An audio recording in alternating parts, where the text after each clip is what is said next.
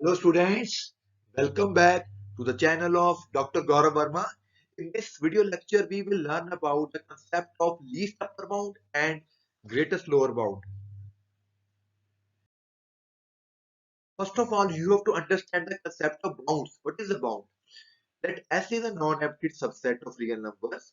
Bound का ये मतलब होता है कि उस फंक्शन की जो वैल्यू है वो कहीं ना कहीं एक रेंज में डिफाइन की गई है.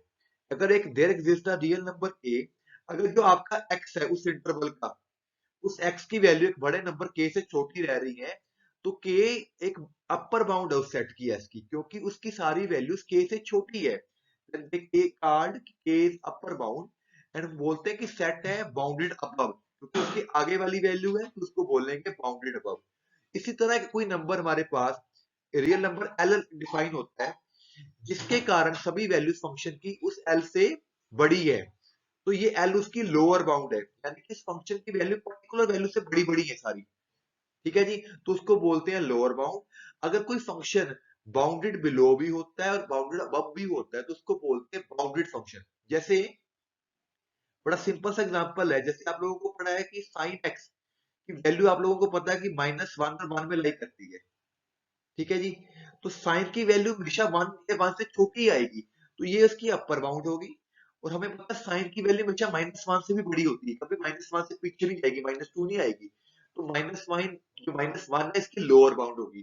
तो इसकी लोअर बाउंड भी है, इसकी अपर बाउंड भी है. इसका मतलब जो साइन फंक्शन होता है वो बाउंडेड फंक्शन होता है. अब जो मेन काम है इस हमारे लेक्चर में हमने सीखना है कि लीस्ट अपर बाउंड क्या होती है और ग्रेटेस्ट लोअर बाउंड क्या होती है. ठीक है जी, क्योंकि यहाँ पे लिखा गया अपर बाउंड, तो लीस्ट अपर बाउंड एक अपर बाउंड तो है ही है.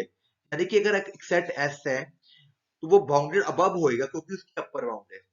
So there exist a real number u which is the smallest of all upper bounds. ठीक है जी, एक सेट है उसकी अपर बाउंड है u, और वो जो अपर बाउंड है सबसे छोटी है, यानी कि u is less than equal to u dash, तो उस u को हम बोलेंगे least upper bound of set S. ठीक है जी, तो इसको लीस्ट अपर बाउंड भी बोलते हैं, सुप्रीमम ऑफ एस भी बोलते हैं. ठीक है जी, अगर किसी सेट की दो लीस्ट अपर बाउंड मिल जाती हैं तो वो दोनों आपस में इक्वली होंगी. कभी भी किसी सेट की दो लीस्ट अपर बाउंड्स नहीं होती, एक ही होती है. इसका क्या मतलब है, देखिए जैसे अभी मैंने पीछे आपको एग्जांपल दिया कि जो साइन एक्स है भाई, उसकी वैल्यू हमेशा 1 से छोटी होती है. ठीक है, इसका मतलब 1 इसकी अपर बाउंड है, इक्वल टू भी हो सकती है. अब ये साइन की वैल्यू 1 से छोटी होती है हमेशा, तो इसकी वैल्यू हमेशा 2 से भी छोटी आएगी साइन की फंक्शन की, इसकी वैल्यू 3 से भी छोटी आएगी हमेशा. तो साइन की वैल्यू हमेशा 1 2 3 4 से छोटी आएगी. तो ये सारे जो नंबर है 1 2 3 4, ये इसकी क्या है, सारी अपर बाउंड्स है, क्योंकि साइन की वैल्यू इससे पीछे रह रही है हमेशा. तो इसका जो इसमें से जो 1 है ना, 1 जो है सभी अपर बाउंड में से सबसे छोटी अपर बाउंड है, तो हम बोलेंगे कि जो लीस्ट अपर बाउंड है साइन फंक्शन की वो 1 है, एलयूवी को बोलते हैं 1. अपर बाउंड का मतलब है जो ऐसी वैल्यू जिससे फंक्शन हमेशा छोटा रह रहा है. ठीक है, साइन 1 से छोटा होता है हमेशा, तो अगर 1 से छोटा होता है तो 2 से भी छोटा होएगा हमेशा, क्योंकि इसकी वैल्यू 1 से बड़ी कभी होती नहीं है. इसी तरह 3 से भी छोटी होएगी. इस तरह साइन फंक्शन की सारी अपर बाउंड्स होगी 1 2 3 4, पर जो 1 है वो सबसे छोटा नंबर है अपर बाउंड्स में से, तो उसको बोलेंगे least upper bound. Is it okay?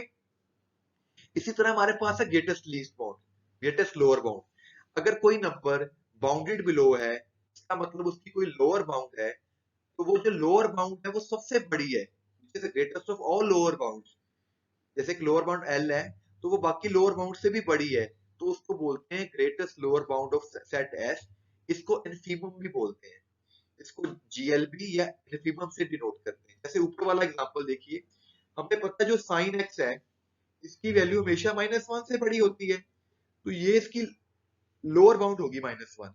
अगर इसकी वैल्यू -1 से बड़ी होती है तो इसकी वैल्यू -2 से भी हमेशा बड़ी होगी, क्योंकि हमें पता है साइन एक्स की वैल्यू जीरो भी होती है कहीं पे, जीरो पे, तो -2 से तो बड़ा ही है ना वो. इसी तरह इसकी वैल्यू -3 से भी बड़ी होती है.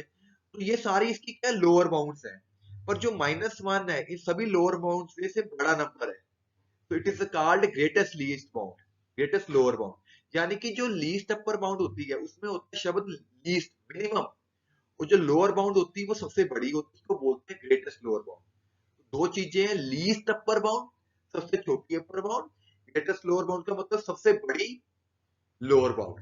ठीक है जी, तो किसी भी फंक्शन की जो बाउंडेड है उसकी लीस्ट अपर बाउंड एलयूवी और जीएलवी एग्जिस्ट करती है. देखो यहाँ पे सेट्स दिए गए A1, A2, A3, A4, इन सबकी वैल्यू -3 और 10 में लाई कर रही है। तो मतलब 10 में लाई करी तो 11 से भी छोटी होगी, इनकी वैल्यू 12 से भी छोटी होगी। तो जो 10 है ना, इसकी लीस्ट अपर बाउंड है, ये इसकी जीएलबी है। तो बेसिकली आपको ये बताना है कि उस इंटरवल की वैल्यू कहां से कहां लाई कर रही है। जो इसकी मैक्सिमम वैल्यू हो दैट इज योर एलयूबी, जो इसकी minimum value that is your GLB.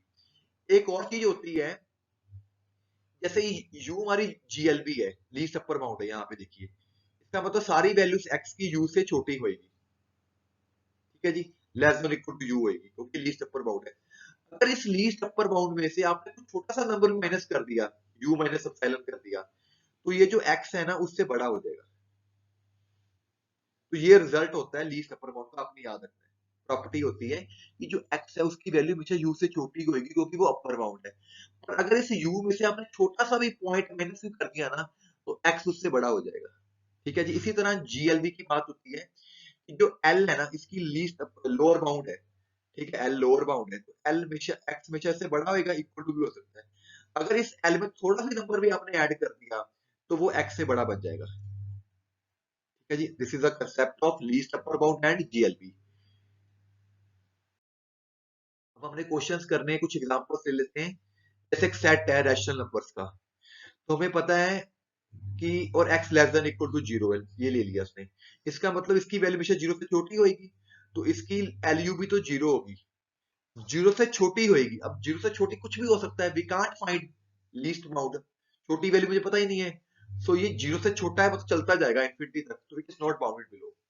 Set of natural numbers, आपको पता है नेचुरल नंबर्स में सारी वैल्यूज वन से बड़ी होती हैं, ठीक है।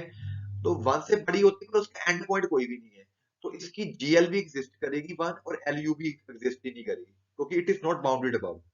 सेट ऑफ इंटीजर्स, ऐसा सेट है जिस जो कभी खत्म नहीं हो सकता, ना आगे से ना पीछे से, तो ना इसकी कोई बाउंडेड बिलो है ना अबव है, तो ना ही इसकी जीएलबी होगी ना ही इसकी एलयू भी होगी।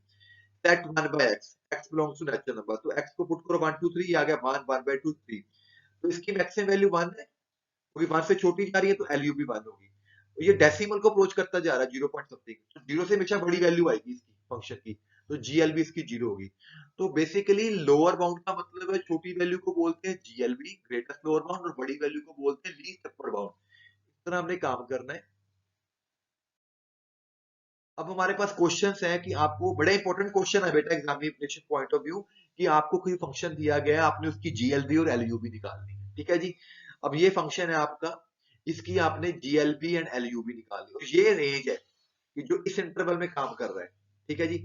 जब भी इस तरह का क्वेश्चन होता है ना, एक्स ऊपर नीचे सेम सेम हो, तो पहले इसको डिवाइड कर लिया करो। डिवाइड करना आप लोगों को आता है, ऐसे लॉन्ग डिवीजन से आपने डिवाइड कर लेना है।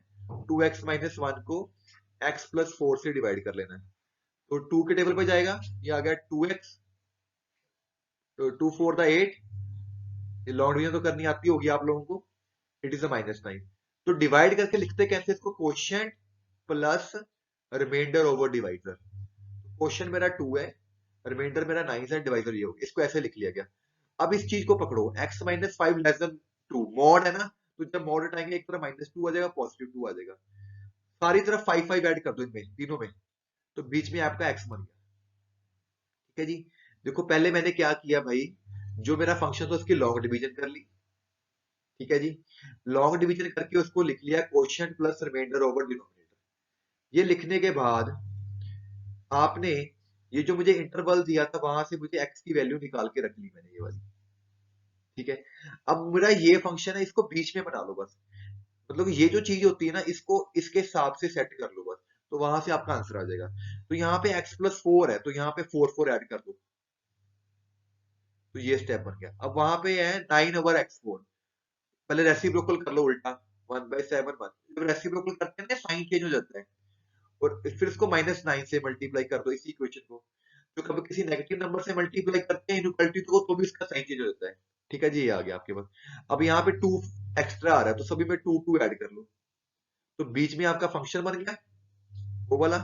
तो ये इसकी लोअर, ये आ गई इसकी जीएलबी, लोअर बाउंड को जीएलबी बोलते हैं, ये इसकी अपर बाउंड होगी एलयूबी। तो इस तरह आपने उस फंक्शन की रेंज निकाली, यहां से यहां लेके यहां तक। अपर वैल्यू को एलयूबी बोलते हैं, लोअर वैल्यू को जीएलबी बोलते हैं। वेरी इजी क्वेश्चन, ठीक है। अब जैसे ये क्वेश्चन है, नेचुरल नंबर है, हमें पता है नेचुरल नंबर 0 से बड़ा होता है या ग्रेटर देन इक्वल टू 1 होता है, क्योंकि यहाँ पे रेसिप्रोकल है तो 1 बाय n 0 से बड़ा होएगा। तो जब इसका रेसिप्रोकल करोगे तो 1 by n less than equal to 1 होएगा, क्योंकि बेटा यहाँ पे n पॉजिटिव नंबर है तो उसका रेसिप्रोकल भी पॉजिटिव होएगा, यहाँ पे साइन भी घूमेगा, यहाँ पे अंडरस्टैंडिंग से लिया, जैसे 5 है, 5 0 से बड़ा है तो 1 बाय 5 0 से बड़ा होएगा ना, तो यहाँ पे साइन ही घूमेगा। अगर n 1 से बड़ा है जैसे 2 है तो उसका रेसिप्रोकल किससे छोटा आएगा, 1 बाय 2। तो ऐसे बन गया। अब इसमें क्या किया उसने, 1 1 ऐड कर लिया जान के, क्योंकि ये जो चीज है ना इसको लिख सकते हैं ऐसे, अब इसको लिख सकते हैं 1 प्लस 1 बाय n, अलग अलग अलग करके। तो इसमें 1 ऐड कर लिया गया, इस वाले में अलग 1 ऐड करो, इस वाले में अलग 1 ऐड करो। ठीक है जी, तो इसकी वैल्यू 1 से बड़ी आ गई, 2 से छोटी आ गई, तो ये इस तरह इसके बीच में आ गया। तो इसमें सिंपल तरीके से हो गया, एलयू भी 2 होगी, मैक्सिमम वैल्यू को एलयू भी बोलते हैं, सुप्रीमम को, ठीक है, ये सुप्रीमम है, और जो मिनिमम वैल्यू उसको जीएलपी बोलते हैं, माना गया। तो सिंपल भी कर सकते हैं इसको, और तरीका भी, इसको खोल लो, एन की वैल्यू 1 2 3 पुट करो, उसमें एन को 1 पुट करो 2 आ जाएगा, फिर 2 पुट करो 3, इसका चलता जाएगा। तो उसकी वैल्यू हमेशा 2 से छोटी आ रही है तो 2 इसकी एलयू भी होगी। तो ये मिनिमम वैल्यू कितनी है, हमारे 1 पॉइंट समथिंग आ रहे हैं, तो मिनिमम इसकी 1 होगी। ऐसे भी कर सकते हो डायरेक्ट तरीके से। सेकंड पार्ट सेम अभी मैंने पीछे करके दिखाया, उस तरीके से हो जाएगा। ये भी ऐसे हो सकता है, देखिए जैसे भी पीछे किया, तो वही पार्ट अभी ये वाला क्वेश्चन सेम ही है। ठीक है, अब ये देखो एक्स वाई बिटवीन -6 to 4, तो पहले इसको थोड़ा सा सेटिंग कर लेते हैं। अगर x -6 to 4 लाइक कर रहा है तो ये 4 6 से भी छोटा होएगा, ये देखो, तो इसको -6 to 6 लिख लिया उसने, तो इसका मॉड x लेस देन 6 आ गया, तो इसका स्केयर 0 से 36 में लाइक कर रहा है। अब इस क्वेश्चन के अकॉर्डिंग कर लो, क्योंकि स्केयरिंग करनी थी ना उसने, तो उसने इस तरह सेटिंग कर ली, तो 2 2 ऐड कर लिया सब जगह, इसका रेसिप्रोकल कर लिया, तो ये इसकी जीएलबी है, ये इसकी एलयूबी है। इसी तरह ये रूट, ये थोड़े ध्यान से करने वाले क्वेश्चन है, मॉड वाले, स्केयर वाले, इसको उसने पूरे को y मान लिया। अब मॉड x लेस देन 3/2 है तो मॉड हमेशा 0 से बड़ा होता है, स्केयरिंग कर ली। ठीक है, अब क्वेश्चन में क्या है, -x स्केयर, उसके हिसाब से माइनस से मल्टीप्लाई कर लिया, 1 1 ऐड कर लिया। जैसे जैसे ये चीजें उसको हिसाब से सेटिंग करते चलो। ठीक है, तो रूट ले लो, अंडर रूट भी था, तो उसकी वैल्यू 1/2 से लेके 1 में लाइक करने लगी, उसके आगे माइनस है तो माइनस से मल्टीप्लाई कर लिया, ये मेरा क्या बन गया, y, जिसकी मुझे वैल्यू निकालनी है। तो इस y की वैल्यू -1 से लेके -1/2 में लाई कर रही है। तो बेसिकली आपने उसको दो चीजों में लाई करके दिखा देना है, वहां से जीएलबी और एलयूबी आ जाए। ठीक है जी, ये क्वेश्चन भी सिंपल है। इसमें सिंपल इस तरह के क्वेश्चन में नेचुरल नंबर्स में n की वैल्यू पुट कर दिया करो, n 0 पुट, पहले 1 पुट करो यहाँ पे n को, क्योंकि नेचुरल नंबर 1 से स्टार्ट होते हैं ना, 1 पुट किया 0 आ गया, फिर 2 पुट किया तो 2 - 1 1, 2 - 1 अपॉन 2 + 1, तो ये 1/3 आ गया, फिर 1/2, इस तरह वैल्यूज आ जाएगी। तो इसकी वैल्यू 0 से बड़ी आ रही है तो जीएलबी 0 आ गई, और सारी वैल्यू डेसिमल में ही है, यानी कि सारी वैल्यू हमेशा 1 से छोटी ही आएंगी आपकी इसकी, तो एलयू भी मान ले लिया आपने। ये क्वेश्चन अभी पीछे करके आए हैं, ये भी करके आए हैं, ये खुद आप लोगों ने ट्राई करने हैं बेटा। अब ये क्या करते हैं, ट्रिग्नोमेट्री वाला क्वेश्चन देखिए, 3 sin x + 4 cos x। जब भी इस तरह का क्वेश्चन आता है तो आपने इसको क्या करना है, इसमें sin a + b का फार्मूला बनाना है। कैसे बनाना है, आपने क्या करना है, इसको पुट कर लेना है r cos अल्फा, पहली चीज को, और दूसरी चीज को पुट कर लेना r sin अल्फा। ठीक है जी, अकॉर्डिंग टू द फार्मूला, जैसे होता है sin a + b का फार्मूला, तो यहाँ पे sin a cos b, यहाँ पे हो जाएगा cos a sin b। तो एक को cos पुट कर लो, एक को sin पुट कर लो, तो दोनों की स्केयरिंग एडिंग कर लो, तो वहां से r आपका 5 आ गया। तो वहां पे जो मेरा क्वेश्चन था उसको y मार के उसमें वैल्यू पुट कर दी उसकी। ठीक है जी, r कॉमन ले लिया, तो ये बन गया sin a + b का फार्मूला, r की वैल्यू ऊपर से पुट कर दी। अब मेरे पास ये मेरा फंक्शन बन गया। अब हमें पता जो साइन फंक्शन होता है उसकी वैल्यू -1 to 1 लाई करती है, ये मैंने शुरू में बताया था आपको। अब क्वेश्चन में 5 भी मल्टीप्लाई है साथ में, तो सारे को 5 से मल्टीप्लाई भी कर दो, तो ये मेरा क्वेश्चन बन गया y, तो y की वैल्यू -5 to 5 लाई करने लगी, तो जीएल मैक्सिमम वैल्यू 5 है, एलयू भी होगी, और मिनिमम वैल्यू को क्या बोलते हैं, जीएल भी होगी। ठीक है, ये वाला पार्ट सेम ऊपर वाला ही क्वेश्चन है। अब ये क्वेश्चन करते हैं ये वाला। अब यहाँ पे होल स्केयर आ गया पहले, तो पहले मुझे होल खोलना पड़ेगा। तो ये देखो यहाँ पे पड़ा sin x, सॉरी यहाँ पे sin x + cos x का whole square, a square b square 2ab, तो ये sin स्क्वायर cos स्क्वायर 1 हो गया। अब इतनी चीज रहेगी उसकी, तो पहले सिर्फ sin फंक्शन को पकड़ लो। ठीक है, यहाँ पे पता है sin की वैल्यू हमेशा -1 to 1 लाई करती है, क्योंकि यहाँ पे इसने x 0 to y दिया है, तो 0 to पाई में साइन पॉजिटिव होता है, तो इसने तो x अगर 0 टू पाई में तो 2x दोनों तो 2 से 2x भी 0 से 2 पाई में लाई करेगा, 2 से मल्टीप्लाई कर दी ना इसको, तो इसकी वैल्यू 0 से लेकर 2 पाई में लाई करेगी। तो हमें पता 0 से लेकर 2 पाई तक यानी कि पूरे 360 एंगल तक साइन की वैल्यू -1 to 1 लाई करती है। अब क्वेश्चन में 1 भी आया है तो 1 1 एक्स्ट्रा ऐड कर लो, सारी क्वेश्चन में 1 1 ऐड कर लिया इसने, तो इसकी वैल्यू 0 से 2 लाई करने लगी, क्योंकि ये मेरा फंक्शन है ये वाला। ये GLB होगी, ये LUB होगी। ऊपर वाला क्वेश्चन भी करके आए, इसको r cos अल्फा मान लो, इसको r sin अल्फा मान लो, स्केलिंग करके r की वैल्यू आ जाएगी √13, तो उसको फंक्शन में कन्वर्ट कर लिया, फिर साइन की वैल्यू -1 लाई कर रही है, √13 से मल्टीप्लाई कर लो, तो GLB और LUB √13 -230 निकल गई। बिल्कुल आसान क्वेश्चन। अब ये क्वेश्चन इंपॉर्टेंट है, अभी ये भी पेपर में आ रहा है कि अगर A1 and A2 two bounded subsets हैं R के, ठीक है, और A1 प्लस A2 का मतलब है x प्लस y, यानी कि x A1 का एलिमेंट है, y A2 का एलिमेंट है, ये भी बाउंडेड सेट होगा। अगर A1 और A2 दो सेट है वो बाउंडेड है, तो हमें शो करना है कि जो दोनों का प्लस वाला सेट है वो भी भाई बाउंडेड सेट होएगा। और आगे ये शो करना है अगर U1 सुप्रीमम है A1 की और U2 सुप्रीमम है A2 की, तो दोनों की जो सुप्रीमम होगी A1 प्लस A2 की वो होगी U1 प्लस U2। इसी तरह का क्वेश्चन आपको आ सकता है इन्फीमम में। सुप्रीमम का मतलब होता है LUB और इन्फीमम का मतलब होता है GLB। तो कैसे करेंगे? A1 बाउंडेड सेट है, बाउंडेड सेट का मतलब होता है कि वो दो चीजों में लाई करेगी उसकी वैल्यू, GLB और LUB में, ठीक है। तो इसका मतलब जो x है A1 को बिलोंग कर रहा है, A2 भी बाउंडेड है, तो एक उसकी वैल्यूज जो है दो चीजों में लाई करेगी, L2 U2 में, तो इसका मतलब y A2 को बिलोंग करता है। नंबर 1 और नंबर 2 को ऐड कर लीजिए, तो x प्लस वाई की वैल्यू इसमें इसमें लाई करने लगी, और x प्लस वाई किसका एलिमेंट था? A1 प्लस A2 का एलिमेंट था, तो इसकी मतलब इसकी ये सेट बाउंडेड हो गया, क्योंकि इसकी वैल्यू L1 प्लस L2 से बड़ी है और U1 प्लस U2 से छोटी है, तो इसकी वैल्यू दो चीजों में लाई करने लगी, तो we will say that is a bounded set. अब मुझे इसकी सुप्रीमम निकाल के दिखानी है। मान लो एक z एलिमेंट है A1 प्लस A2 का यहाँ पे, ठीक है जी। तो z x plus y form का होगा, क्योंकि A1 प्लस A2 इस तरह के एलिमेंट्स है, x A1 को बिलोंग करता है, y A2 को बिलोंग करता है।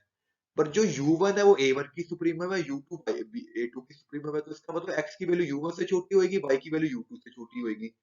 दोनों को प्लस किया तो U1 प्लस U2 से छोटी होगी, इसका मतलब जो z है वो U1 प्लस U2 से छोटा हो गया, इसका मतलब U1 plus U2 upper bound होगी।